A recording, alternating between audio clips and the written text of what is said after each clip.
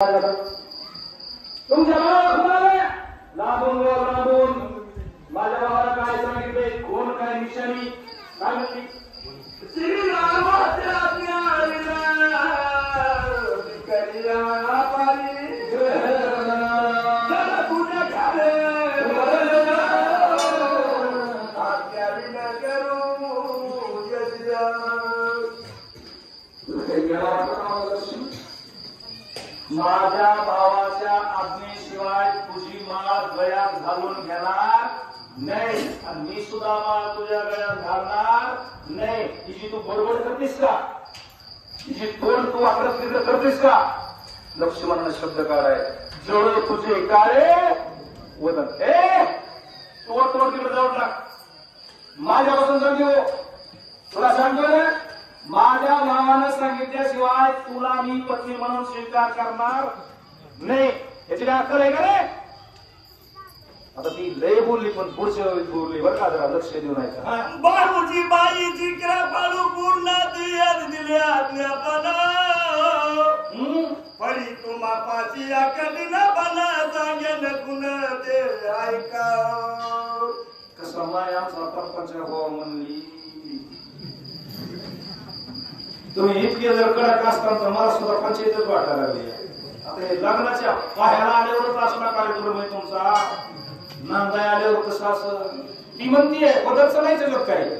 ती म्हणली काय भाऊजी मयाळू स्वभावाचे म्हणजे थोरले दादा, काय त्यांचा स्वभाव आणि काय त्या बाई, कोणत्या बाई थोरले दादा कवर म्हणती तिला ती बाई.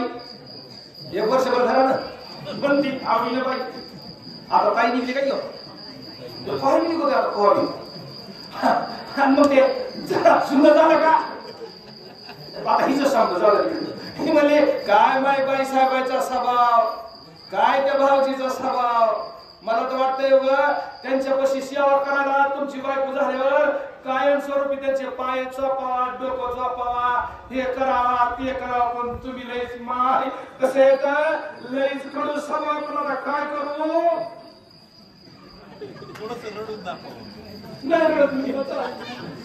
बाबूजी श्यामा सुंदर जगजादिया बाईची आता पोकळिया माझा भेटलिया पंचवटी वाघपोटी बरवावे तुम्हाला वाटलं मी वाटत आले आणि मिलावड करणारी बाई आहे. लबाड करून तुमच्या समोर संसार करायचा, तुमच्यापाशी अजन्म लावायचा. मला तर वाटतं या जन्माने 7 जन्म 7 जन्म तुम्हीच नवरा मिळवा. तुम्हाला कोण सांग का म्हणजे तुमचे दादा का नाही सावळ्या रंगाचे म्हणलं खरंय.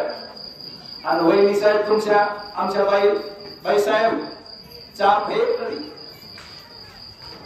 तात्याचं मुलगा भगवान हरव लागलं सर. मी तो राधा चापे कळे सारखी होती. तुम्हाला पुढे जाऊन सांगतो, अजून भुंगा वाळलेला लाकूड कोरतो, वंच्या बी फुलावर जाऊन बसतो, पण चाफ्याच्या फुलावर भुंगा बसत नाही का? राधेची उपमा दिली म्हणून. ही काय म्हणली तुमची भाऊजाई आमच्या बाईसाहेब इतक्या गोऱ्या पाण्यात, तुमचे भाऊ इतके सावळ्या रंगाचे सुंदर आहेत. आणि त्यांचं बोलणं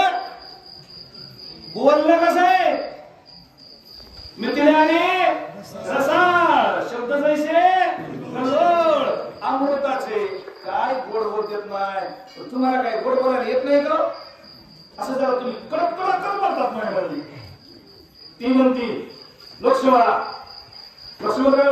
तो निजे तो आणि आज्ञापना